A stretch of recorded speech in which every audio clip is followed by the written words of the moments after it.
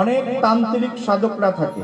তো ওখান থেকে একজন সাধক বেতালের সাধনা শিখেছে। বেতাল বোঝো তো? তার মানে যার তাল নেই তার নাম হচ্ছে বেতাল। বলে একবার রাধে রাধে। রাধে রাধে।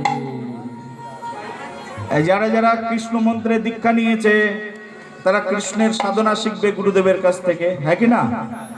কৃষ্ণ মন্ত্রে দীক্ষা কেন নিয়েছি? তা কৃষ্ণের ভজন শিখবো। আবার কেউ কেউ আছে কৃষ্ণ মন্ত্র পছন্দ করে না, তারা বেতালের মন্ত্র পছন্দ করে, তার মানে তান্ত্রিক উপাসনা। একজন বেতালের সাধনা করেছে, আর খুব করে বেতালের সাধনা এমন করেছে বেতাল সন্তুষ্ট হয়ে গেছে। তারপরে অনেক বছর ধরে সে তারাপীঠে বসে বসে সাধনা করছে। বেতাল সন্তুষ্ট হয়েছেন, আর বেতাল সন্তুষ্ট হয়ে তার সামনে এসে আবির্ভূত হয়েছে। তার আমার পিশাচী সঙ্গে সঙ্গে তার সম্মুখে এসে উপস্থিত হয়েছে।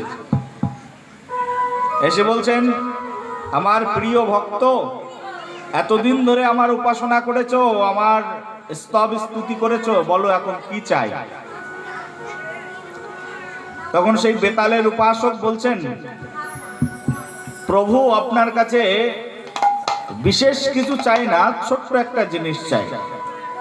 বলি কি জিনিস? বলছে আমাকে একজন দুধ দিয়ে দিন, আমি তার কাছে যখন যা চাইবো তখন সে আমাকে তাই দেবে। কারণ আমার চাহিদার শেষ নেই, কখন কোনটা চাই ঠিক নেই। তো বেতাল এই কথা শুনে বলছে, শোনো, তোমাকে বিশেষ কিছু দিতে পারবো না, আমি তোমাকে একটা মন্ত্র দিয়ে দিচ্ছি। তুমি এই মন্ত্র উচ্চারণ করলে তোমার যা লাগবে সঙ্গে সঙ্গে এই মন্ত্র দেবতাই